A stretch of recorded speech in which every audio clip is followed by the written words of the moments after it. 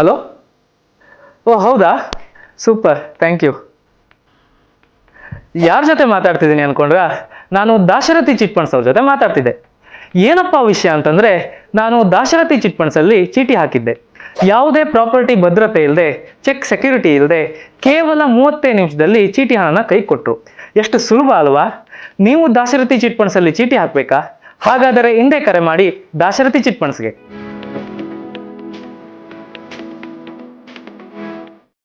ನಮಾಮಿ ಶಂಕರ ಸದಾಶಿವ ಸಮಾರಂಭಂ ಶಂಕರಾಚಾರ್ಯ ಮಧ್ಯಮಾಂ ಅಸ್ಮದಾಚಾರ್ಯ ಪರ್ಯಂತಂ ವಂದೇ ಗುರು ಪರಂಪರಾಂ. ಶ್ರುತಿ ಸ್ಮೃತಿ ಪುರಾಣಾನಾಂ ಆಲಯಂ ಕರುಣಾಲಯಂ ನಮಾಮಿ ಭಗವತ್ಪಾದಂ ಶಂಕರಂ ಲೋಕಶಂಕರಂ. ನಾಡಿನ ಸಮಸ್ತ ವೀಕ್ಷಕ ಬಂಧುಗಳ ಪಾದಾರವಿಂದಗಳಿಗೆ ನನ್ನ ಶಿರಸಾಷ್ಟಾಂಗ ನಮಸ್ಕಾರಗಳು. ಎಲ್ಲರಿಗೂ ಶುಭೋದಯ. ಮಾತೃದೇವೋಭವ. ದಾಶರಥಿ ಚಿಟ್ಸ್ ಪ್ರೈವೇಟ್ ಲಿಮಿಟೆಡ್ ಅರ್ಪಿಸುವ ನಿಮ್ಮ ನಮಾಮಿ ಶಂಕರ ಆಧ್ಯಾತ್ಮಿಕ ಕಾರ್ಯಕ್ರಮಕ್ಕೆ ತಮಗೆಲ್ಲರಿಗೂ ಸ್ವಾಗತ. ಬನ್ನಿ, ಇವತ್ತಿನ ಪಂಚಾಂಗ ಫಲ ನೋಡೋಣ. 30ನೇ ತಾರೀಕು ಸೆಪ್ಟೆಂಬರ್ 2025 ಮಂಗಳವಾರ. ಶ್ರೀ ವಿಶ್ವಾವಸುನಾಮ ಸಂವತ್ಸರೆ ದಕ್ಷಿಣಾಯನೆ ಶರದ್ ಋತು ಅಶ್ವಯುಜ ಮಾಸೆ ಶುಕ್ಲ ಪಕ್ಷದ ಅಷ್ಟಮಿ ತಿಥಿ ಪೂರ್ವಾಷಾಢ ನಕ್ಷತ್ರ ಶೋಭನ ಯೋಗ ಭವಕರಣ. ಇವತ್ತಿನ ಪಂಚಾಂಗ ಫಲ. ಅಮ್ಮನವರ 8ನೇ ದಿನದ ಅವತಾರ ಮಹಾಗೌರಿ ಸ್ವರೂಪ. ಗೌರಿ ಅಂತ ಹೇಳಿದ್ರೇನೆ ಗೌರವ ವರ್ಣ. ಒಂದು ಗೌರವ ಅನ್ನೋದು ಅಮ್ಮನವರ ಪೂಜೆಯಿಂದ ಬರುತ್ತೆ. ಗೌರವ ಯಾರಿಗೆ ಬರುತ್ತೆ? ದುಡ್ಡು ಎಲ್ರಿಗೂ ಇರುತ್ತೆ ಮಕ್ಕಳೇ.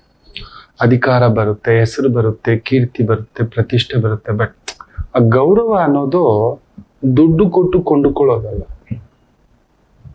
ಇಲ್ಲ, ಈ ಕೆಲವೊಂದು ರಾಜಕೀಯ ಚೇಲಾಗಳು ಇನ್ನೊಂದು ಮಾಡ್ತಿರ್ತಾರೆ. ಅಧಿಕಾರ ಬಂದಿದೆ ಅಂದಾಗ ಮಾತ್ರ. ಅಧಿಕಾರ ಇದ್ದರು ಇಲ್ಲದಿದ್ದರು, ದುಡ್ಡಿದ್ದರು ಇಲ್ಲದಿದ್ದರು, ಪದವಿ ಇದ್ದರು ಇಲ್ಲದಿದ್ದರು ಅವ್ರು ಬಂದ್ರು ಕಣ.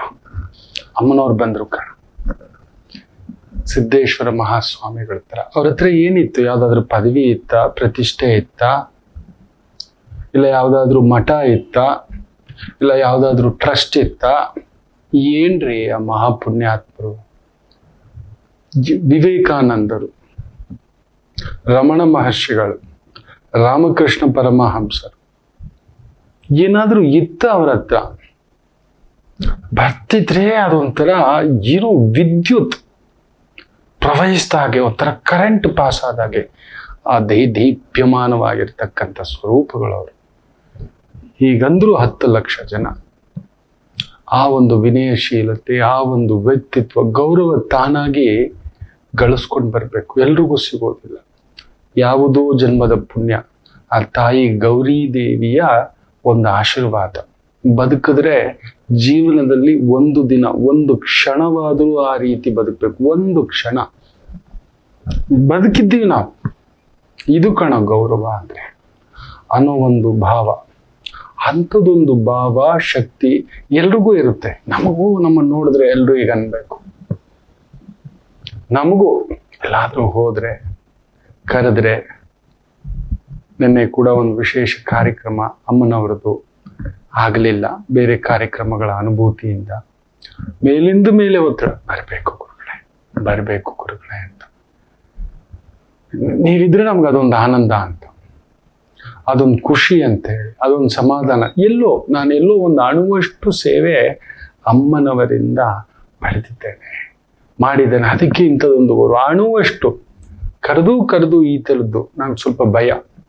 ಕೆಲವೊಂದು ವೇದಿಕೆಗಳು, ಕೆಲವೊಂದು ಎಲ್ಲೋ ಭಯ, ಗೊತ್ತಿಲ್ಲ. ನಾವು ಹಂಚ್ಕೊಳ್ಳೋ ಜನ ಸುತ್ತಮುತ್ತ ಇನ್ನೊಂದು ತುಂಬಾ ಹತ್ರಕ್ಕೆ ಯಾರ ಜೊತೆಲೂ ಇಲ್ಲ, ವೆರಿ ರೇರ್. ಕೆಲವ್ರಿಗೆ ಮಾತಾಡ್ಲಿಲ್ವಾ ನನ್ನ ಪಾಡಿಗೆ ಸುಮ್ಮನೆ ಆಗ್ಬಿಡ್ತೇನೆ. ಆಗ್ಲಿದ್ದೀವಿ, ಅಮ್ಮ ನೀನಿದ್ದೀಯ ನನ್ನ ಪರವಾಗಿ, ನನಗೆ ಯಾಕೆ ಯೋಚನೆ ಹೇಳ್ಬೇಕ? ಇವತ್ತು ಇಷ್ಟು ಒಂದು ಗೌರವ ಸಂಪಾದನೆಗೆ ಕಾರಣವೇ ಅಮ್ಮನವರ ಆರಾಧನೆ. ನಿಮಗೂ ಅಂಥದ್ದೊಂದು ಆಗಬೇಕಾ? ಆ ಮಹಾಗೌರವ ಎಲ್ಲೋದ್ರೂ ಒಂದು 5 ಜನರಲ್ಲಿ ಈಗ ಅಂತಾರಲ್ವಾ, ತಾನಾಗಂತಾರೆ. ನಮ್ಮ ಅಳಿಯನಪ್ಪ, ನಮ್ಮ ಭಾವನಪ್ಪ, ನಮ್ಮ ಅಣ್ಣ ಅಪ್ಪ, ನಮ್ಮ ಅತ್ತಿಗೆ ಅಪ್ಪ, ನಮ್ಮ ಅಕ್ಕ ಅಪ್ಪ, ನಮ್ಮ ಗುರುಗಳಪ್ಪ, ನಮ್ಮ ದೊರೆಯಪ್ಪ, ನಮ್ಮ ಯಜಮಾನ ಅಪ್ಪ, ನಮ್ಮ ತಂದೆ ಅಪ್ಪ ಅನ್ನತಕ್ಕಂಥದ್ದು ಎಲ್ಲರಿಗೂ ಸಿಗೋಲ್ಲ ಮಕ್ಕಳೇ. ಅಂಥದ್ದೊಂದು ಗೌರವ ಸಂಪಾದಿಸ್ಕೋಬೇಕು ಅನ್ನುವುದಾದರೆ ಅಮ್ಮನವರ ಆರಾಧನೆ, ಅದುವೇ ಮಹಾಗೌರಿ ಸ್ವರೂಪ. ಅಂಥದ್ದೊಂದು ತಾನಾಗಿ ಬರುತ್ತದೆ ನೋಡಿ. ಅಮ್ಮನವರಿಗೆ ಒಂದು ವಿಶೇಷವಾಗಿ ತುಂಬ ಜನ ನಾವು ನೈವೇದ್ಯಗಳು, ಪ್ರಸಾದಗಳು, ಸಂಕಲ್ಪಗಳು ಏನಿಡಬೇಕು ಏನಿಡಬಾರ್ದು ಅಂತ ಒದ್ದಾಡ್ತಿರೋದನ್ನ ನಾನು ನೋಡ್ತಿರ್ತೇನೆ, ಕೇಳೋದು. ಈ ದೇವಿ ನವರಾತ್ರಿಗಳಲ್ಲಿ ಅದಕ್ಕೆ ಈ ಒಂದು ಲಲಿತಾ ಸಹಸ್ರನಾಮದಲ್ಲೇ ಇರತಕ್ಕಂಥ ಶ್ಲೋಕದಲ್ಲಿ ಇರತಕ್ಕಂಥ ಒಂದು ಭಾವಾರ್ಥ ಮುಖೇನ ನಿಮಗೆ ಆ ನೈವೇದ್ಯಗಳು ಅದರಲ್ಲೇ ಇದೆ, ತುಂಬ ಚೆನ್ನಾಗಿ ಹೇಳ್ಕೊಟ್ಟಿದ್ದಾರೆ. ಶ್ಲೋಕ 105 ಮೇಧೋನಿಷ್ಠ ಮಧುಪ್ರೀತ ಬಂದಿನ್ಯಾದಿ ಸಮನ್ವಿತ ದದ್ಯಾನಸಕ್ತ ಹೃದಯ ಕಾಕಿನಿ ರೂಪಧಾರಿಣಿ. ಮಧುಪ್ರೀತ ಬಂದಿನ್ಯಾದಿ ಮೇಧೋನಿಷ್ಠ ಮಧುಪ್ರೀತ ಬಂದಿನ್ಯಾದಿ ಸಮನ್ವಿತ. ಸ್ವಾಧಿಷ್ಠಾನ ಚಕ್ರದಲ್ಲಿ ಅಮ್ಮ ಬಂದು ಕಾಕಿನಿ ಅನ್ನತಕ್ಕಂಥ ಒಂದು ದೇವತೆಯ ಸ್ವರೂಪದಲ್ಲಿ ಇರುತ್ತಾಳೆ. ಈಕೆಯನ್ನ ಮೇಧೋನಿಷ್ಠ, ಶರೀರದಲ್ಲಿರತಕ್ಕಂಥ ಮೇಧೋನಿಷ್ಠ ಅಂತ ಹೇಳಿದ್ರೆ ಮೇಧಸ್ಸು, ಮೆದುಳು ಎನ್ನುವ ಧಾತುವಿನಲ್ಲಿ ಇರ್ತಾಳೆ ನಮ್ಮ ಮೆದುಳು. ಅದಕ್ಕೆ ಆಗಾಗ ಹೇಳ್ತಿರ್ತೇನೆ, ಮನಸ್ಸನ್ನು ಮಾತು ಸ್ವಲ್ಪ ವ್ಯವಹಾರ, ವ್ಯಾಪಾರ, ಉದ್ಯೋಗ, ಕಾರ್ಯಕ್ಷೇತ್ರ ಅಂತ ಹೋದಾಗ ಇದನ್ನು ಬೀಗ ಹಾಕಿ ಅಂತ. ಮೆದುಳನ್ನು ಉಪಯೋಗಿಸ್ಬೇಕು, ಬುದ್ಧಿ ಉಪಯೋಗಿಸ್ಬೇಕು, ಆ ಶಕ್ತಿಯನ್ನು ಉಪಯೋಗಿಸ್ಬೇಕು, ಆಲೋಚನಾ ಶಕ್ತಿ. ಆ ಆಲೋಚನಾ ಶಕ್ತಿಯೇ ಅಮ್ಮನವರು. ಎಲ್ಲೋ ಹೋಗಿ ಕುಂದಿರಿಸುತ್ತೆ ನಮ್ಮ ಆಲೋಚನೆ, ಯಾವುದೋ ಒಂದು ರೂಪದಲ್ಲಿ, ಯಾರದೋ ಒಂದು ಪ್ರಭಾವದಲ್ಲಿ, ಎಲ್ಲಿಯೋ ನಮ್ಮ ದಾರಿ ಗಮ್ಯ ಕ್ಷಣಕ್ಕೆ ನಾವು ಸರಿಯಾ ತಪ್ಪ ಕರ್ಕೊಂಡು ಹೋಗ್ತೇವೆ. ಈ ರೀತಿ ಹೋಗ್ತಿರುತ್ತೆ. ನೀವು ನದಿಗಳನ್ನ ನೋಡಿ, ಎಲ್ಲಾ ನದಿಗಳಿಗೆ ದೇವಿ ಸ್ವರೂಪದ ಹೆಸರು. ಕಡೆಗೆ ಸಂಗಮ ಆಗೋದು ಸಮುದ್ರಕ್ಕೆ. ಸೊ ನಮ್ಮ ಆಲೋಚನೆ ಒಂದು ರೀತಿಯಲ್ಲಿ ಸಾಗ್ಬೇಕು. ಇಲ್ಲಿಗೆ ಜಂಪ್ ಆಗು, ಅಲ್ಲಿಗೆ ಜಂಪ್ ಆಗು, ಇಲ್ಲಿಗೆ ಜಂಪ್ ಆಗು ಅಂತ ಹೇಳಿದ್ರೆ ಏನಾಗುತ್ತೆ ಹೇಳಿ? ಆಕ್ಸಿಡೆಂಟ್ಗಳಾಗುತ್ತೆ 100%. ಸೊ ಅಂಥದ್ದನ್ನ ಆ ತಾಯಿ ಒಂದು ದಾರಿಗೆ ತಂದಿಡುವಂತ ಶಕ್ತಿ ಅಮ್ಮನವರಲ್ಲಿದೆ. ಆ ಸ್ವಾಧಿಷ್ಠಾನ ಚಕ್ರದ ಒಂದರಲ್ಲಿ ಅಮ್ಮ ಬಂದಿಯಾಗಿದ್ದಾಳೆ ನಮ್ಮ ಮೆದುಳು. ಅದಕ್ಕೆ ನೋಡಿ, ಇಲ್ಲಿಡಬೇಕು, ಕುಂಕುಮ ಇಡಬೇಕು, ಇಡ ಪಿಂಗಳ, ಇದನ್ನ ಆಜ್ಞಾ ಚಕ್ರ ಅಂತೀವಿ. ಆಜ್ಞೆ ಮಾಡಿ ಅಂತ ನಾನು ಕೇಳ್ರೋ. ಯಾಕೋ ಕೇಳೋದು ಕೇಳ್ತೀರಾ, ಬಾವಿಲಿ ಯಾಕೆ ಈಜೋದು ಕೇಳ್ತೀರಾ, ಸಮುದ್ರನೇ ಈಜ್ತೇನೆ ಅಂತ ಕೇಳಿ ಅಂತ ಹೇಳ್ತಾನೆ. ಸಮುದ್ರವನ್ನೇ ನಾವು ಕೇಳಲ್ಲ ಮಕ್ಕಳೇ. ನೋಡಿ, ಅದರಲ್ಲೇ ಹೇಳ್ತಾರೆ ಮಧುಪ್ರೀತ ಬಂಧಿನ್ಯಾದಿ ಸಮನ್ವಿತ.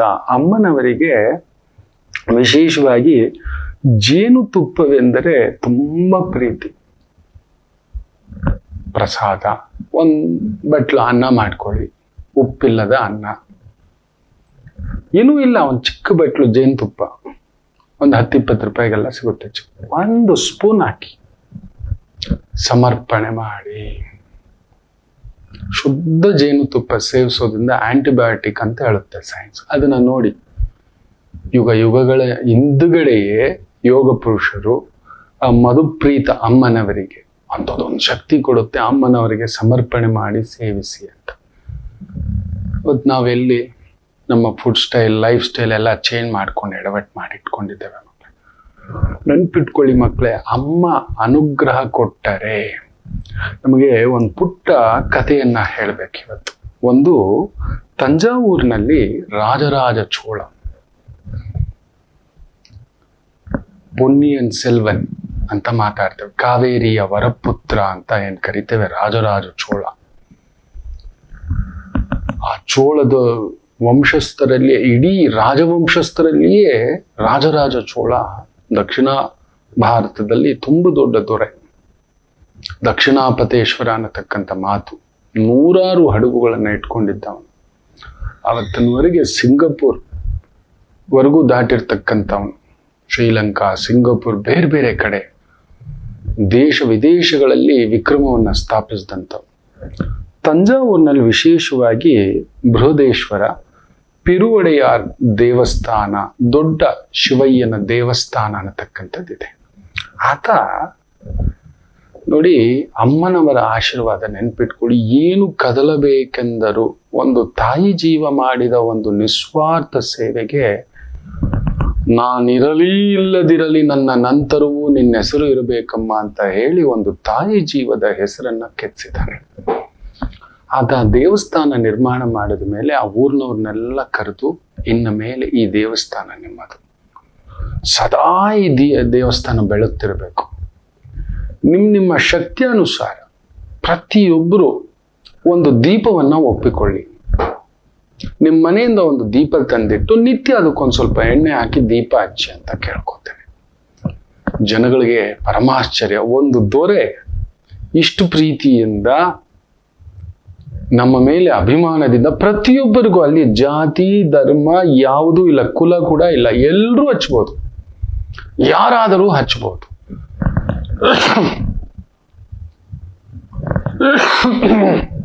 ಅಂಥದ್ದೊಂದು ಸೇವಾ ಸೌಭಾಗ್ಯ ಎಲ್ಲರೂ ಹಚ್ತಿದ್ದಾರೆ.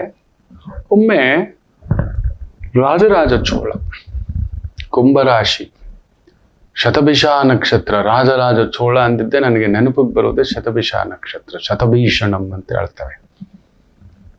ಬಹುಪರಾಕ್ರಮ, ಸೋಲೆ ಇಲ್ಲದ ಸರದಾರ ಅನ್ನತಕ್ಕಂಥದ್ದು. ಎರಡೆರಡಲ್ಲ, ಮೂರು ಬಾರಿ ಆ ಕಾವೇರಿ ತಾಯಿ ಉಳಿಸ್ಕೊಡುತ್ತೆ ಆತನನ್ನ ಅಂತ. ಸೊ ಅಂತ ಒಂದು ರಾಜರಾಜ ಚೋಳ ದೇವಸ್ಥಾನಕ್ಕೆ ಬಂದಾಗ ಒಂದು ದೀಪ ಉರಿತಿರೋಲ್ಲಂತೆ. ಎಲ್ಲಾ ದೀಪಗಳು, ಎಲ್ಲರ ಮನೆಯಿಂದಲೂ ಒಂದು ದೀಪ ಬರ್ತಿದೆ, ಇಡ್ತಿದ್ದಾರೆ, ಉರಿಸ್ತಿದ್ದಾರೆ.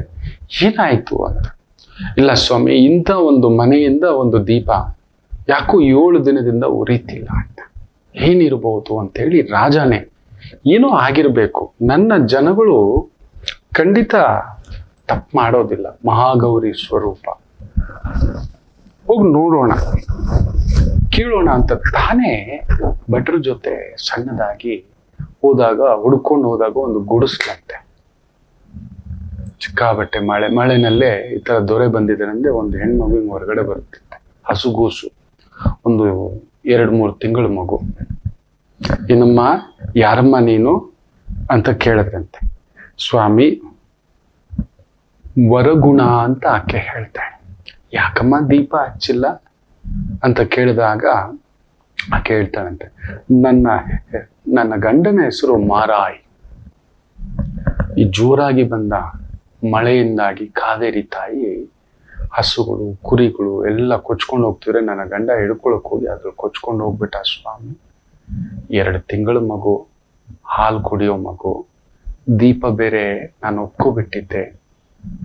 ನನ್ನ ಮಗುಗೆ ಹಾಲು ಕುಡಿಸೋದು ನಿಲ್ಲಿಸಿ ಎದೆ ಹಾಲನ್ನ ಹಿಂಡಿ ಮಾರಿ 7, ನಾನು ಇಷ್ಟು ದಿನ 2 ತಿಂಗಳಾಗ್ಬಿಟ್ಟಿದೆ ಗಂಡ ಹೋಗ್ಬಿಟ್ಟು, ನೆನ್ಪಿಟ್ಕೊಳ್ಳಿ, ನಿತ್ಯ ದೀಪ ಹಚ್ತಿದ್ದೆ ಸ್ವಾಮಿ. ಆ ದುಡ್ಡಲ್ಲಿ ಎಣ್ಣೆ ತಗೊಬಂದು 1 ವಾರ ಆಯ್ತು ಸ್ವಾಮಿ, ಹಾಲೇ ಬರ್ತಿಲ್ಲ ಅಂತ ಕಣ್ಣೀರು ಹಾಕೋಬಿಟ್ನಂತೆ ರಾಜರಾಜ ಚೋಳ.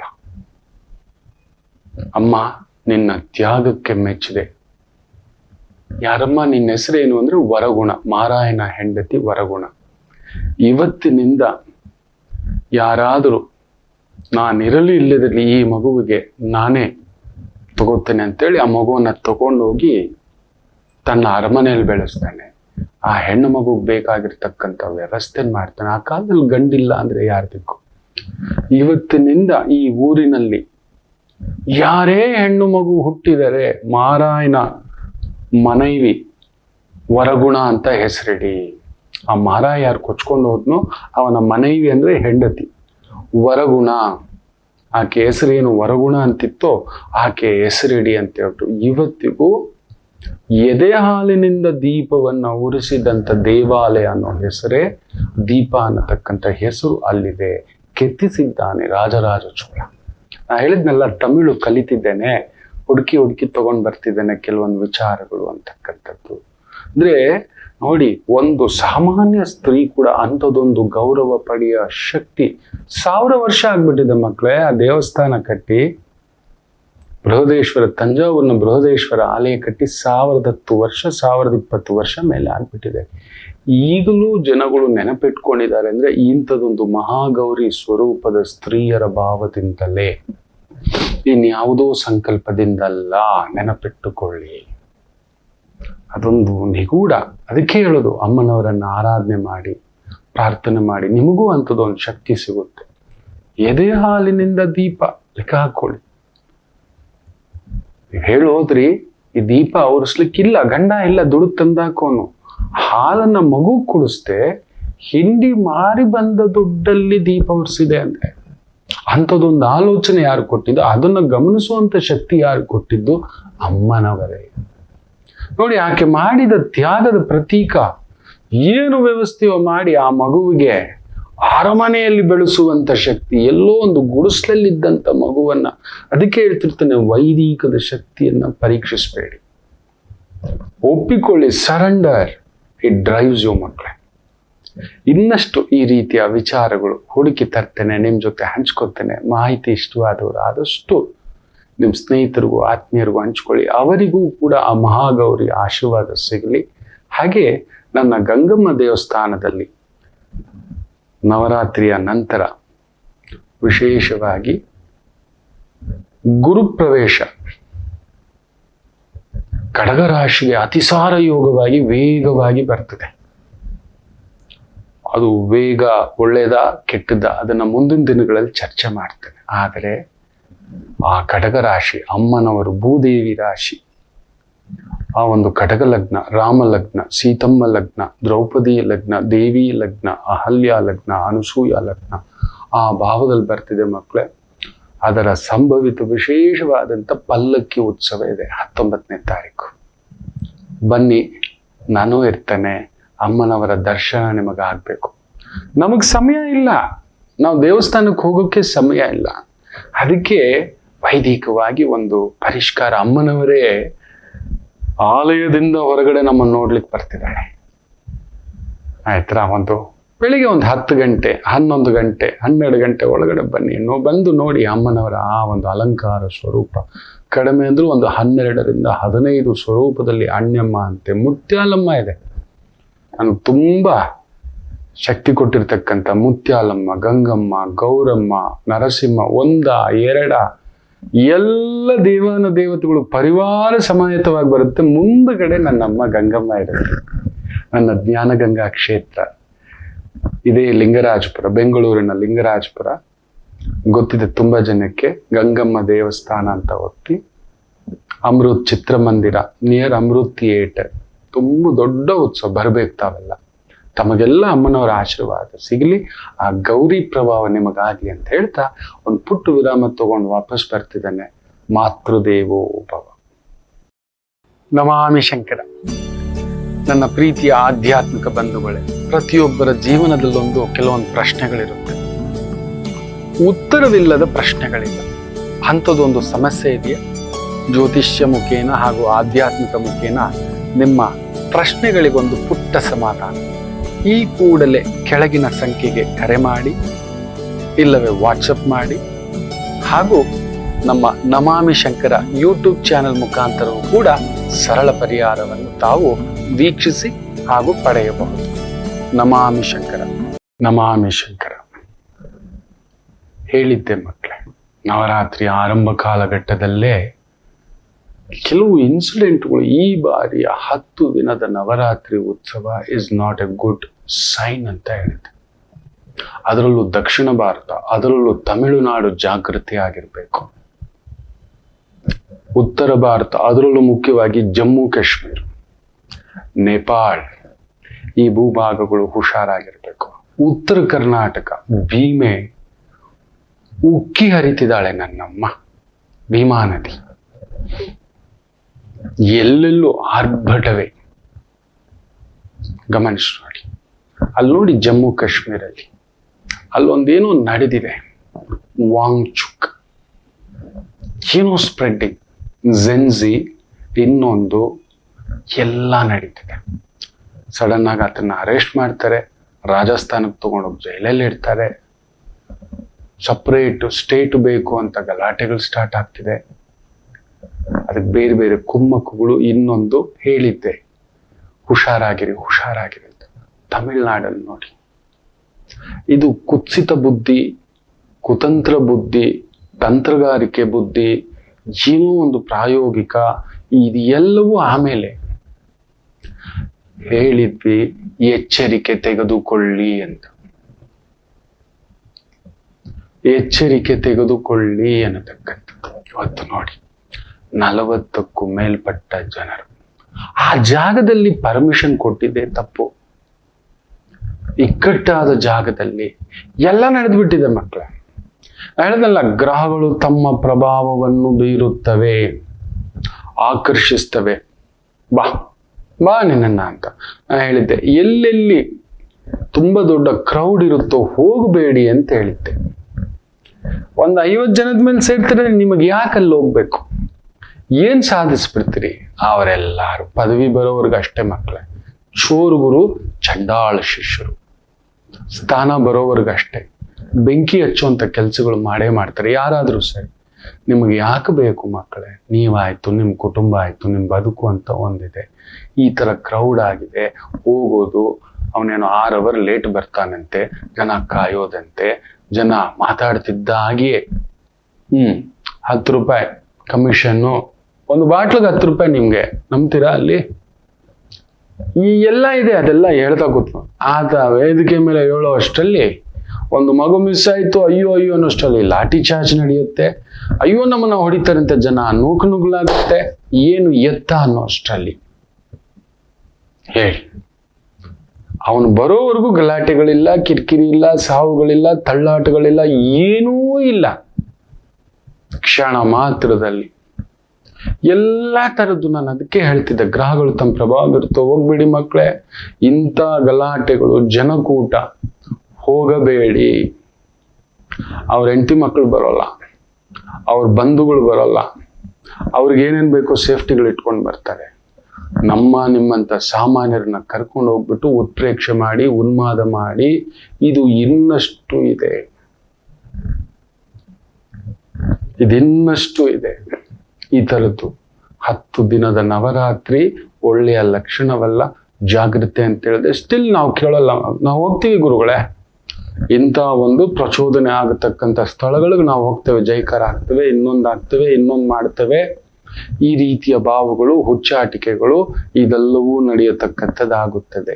ಬೇಕಾದ್ರೆ ಗಮನಿಸಿ ನೋಡಿ, 10 ದಿನದ ನವರಾತ್ರಿ ಅಲ್ಲೊಂದು ಭಾರತ ತಂಡ, ಒಂದು ಆಟಗಾರರ ತಂಡ, ಕ್ರಿಕೆಟ್ ತಂಡ ಒಂದು ದಂಡಯಾತ್ರೆ ಮಾಡಿದೆ.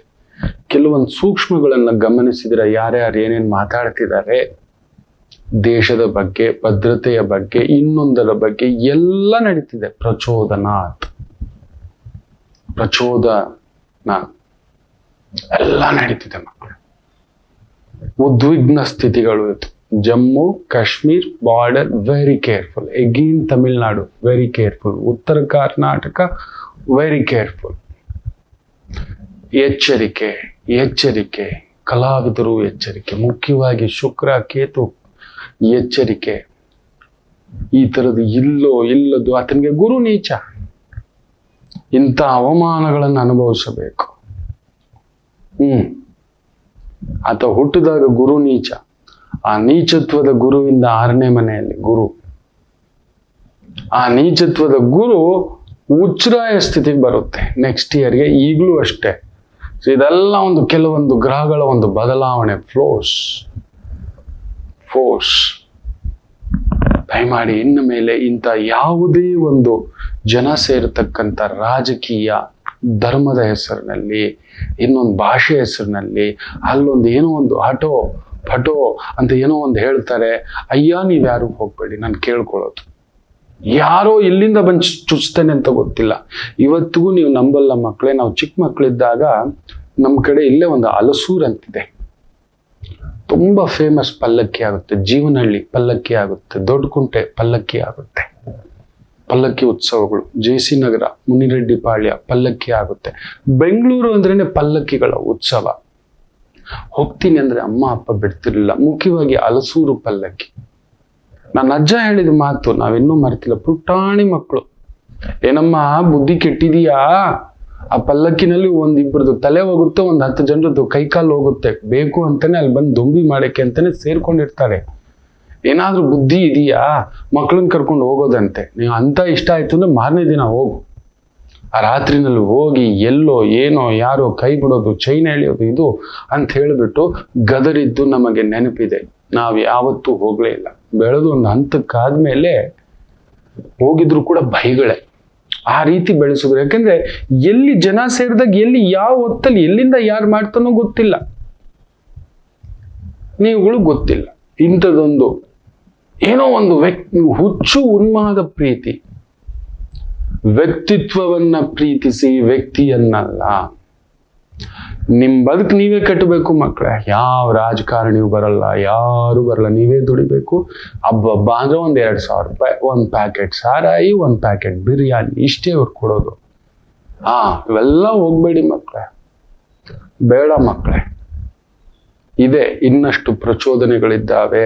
ಅಷ್ಟಮಿ ಪ್ರಭಾವವಾಗಿ, ದುರ್ಗಾಷ್ಟಮಿಯ ಪ್ರಭಾವವಾಗಿ ಹೇಳ್ತಿದ್ದಾನೆ, very careful, very careful.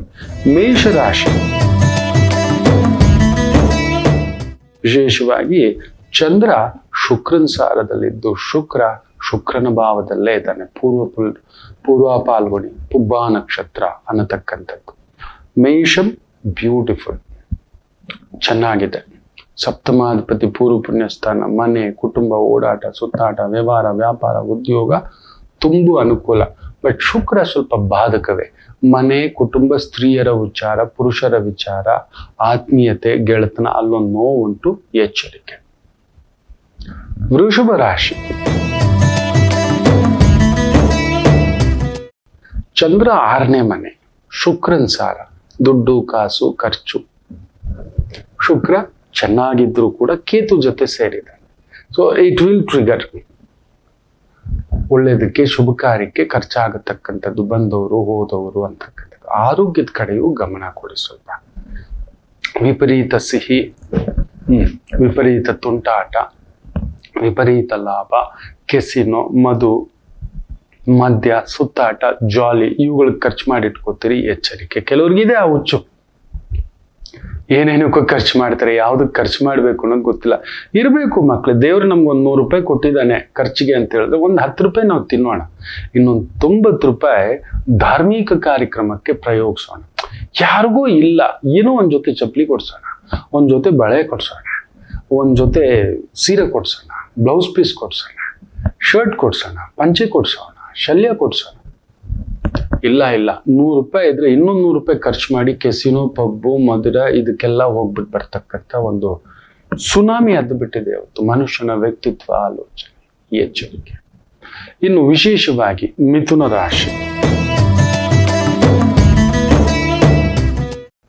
Beautiful journey, ಚೆನ್ನಾಗಿದೆ.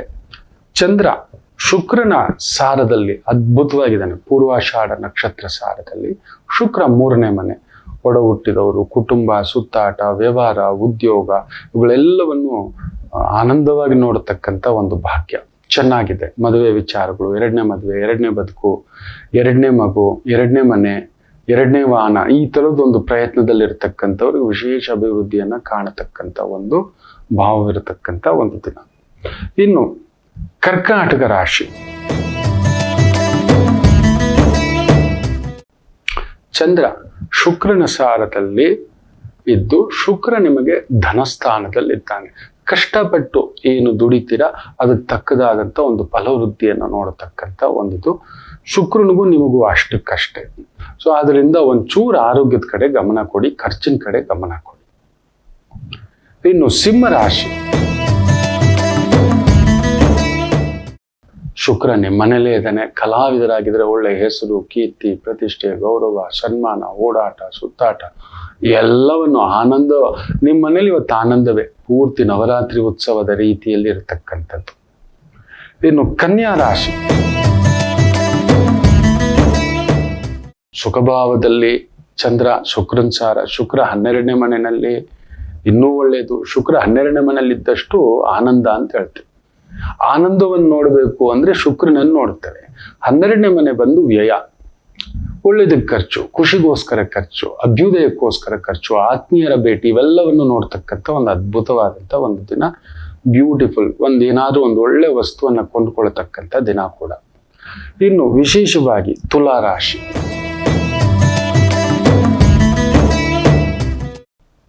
ಶುಕ್ರ ಲಾಭದಲ್ಲಿದ್ದಾನೆ.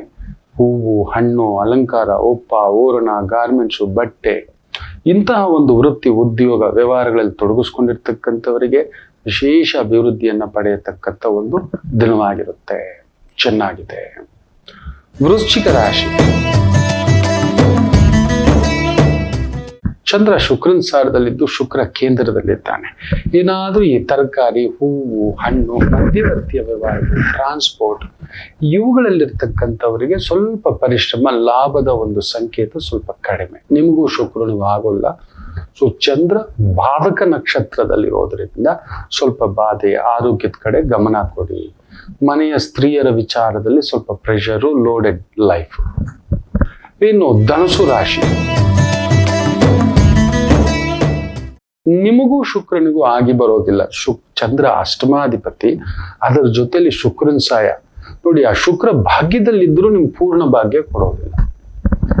ಮನೆಯವ್ರಿಗೋಸ್ಕರ ಏನಾದ್ರೂ ಒಂದು ದೊಡ್ಡ ಸಂಸ್ಥೆ, ವ್ಯವಹಾರ, ವ್ಯಾಪಾರ, ಉದ್ಯೋಗ ಖರ್ಚು ಮಾಡತಕ್ಕಂಥ ಒಂದು ದಿನ. ಕೊಟ್ಟು ಬಿಡಿ.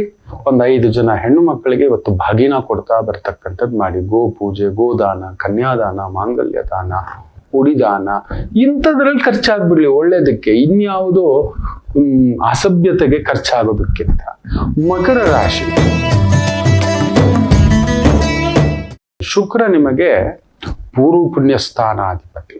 ಸೊ ಚಂದ್ರ ಶುಕ್ರನ ಛಾಯೆಯಲ್ಲಿ ಕುಳಿತಿದ್ದಾನೆ. ಶುಕ್ರ ಅಷ್ಟಮದಲ್ಲಿರೋದು ಕೂಡ ಒಳ್ಳೆಯದು. ಸೊ ಓಡಾಟ, travels, tours, entertainment, event managements, modelling management, ಸ್ತ್ರೀಯರಿಗೆ ಸಂಬಂಧಿತ ವೃತ್ತಿ ಉದ್ಯೋಗ ಅನುಕೂಲ. ಕುಂಭರಾಶಿ. ಶುಕ್ರ ಭಾಗ್ಯಾಧಿಪತಿ, ಯೋಗಕಾರಕನ ಛಾಯೆಯಲ್ಲಿಯೇ ಸಪ್ತಮದಲ್ಲಿ ಕುಳಿತಿರೋದು ಬ್ಯೂಟಿಫುಲ್. ಅದರಲ್ಲೂ ಲಾಭದಲ್ಲಿ ಚಂದ್ರ, ಷಷ್ಠೇ ಲಾಭ ಸ್ಥಾನ, ವಿಪರೀತ ಲಾಭವನ್ನ ನೋಡತಕ್ಕಂಥ ಒಂದು ಛಾಯೆ ಇದೆ. ವೃತ್ತಿಪರವಾಗಿ, ವ್ಯವಹಾರ ಪರವಾಗಿ, ಬಂಗಾರ, ಬೆಳ್ಳಿ, ವಜ್ರ, ವೈಡೂರ, ಸ್ತ್ರೀಯರು, ಅಲಂಕಾರ, ಒಪ್ಪ, ಓರಣ ಇವೆಲ್ಲವನ್ನು ಪಡೆಯತಕ್ಕಂಥ ಒಂದು ಶುಭಯೋಗ ಇರತಕ್ಕಂಥ ಒಂದು ಛಾಯೆ ಇರತಕ್ಕಂಥ ವಿಶೇಷವಾಗಿರತಕ್ಕಂಥ ಒಂದು ಭಾವ. ಇನ್ನು ಮೀನರಾಶಿ.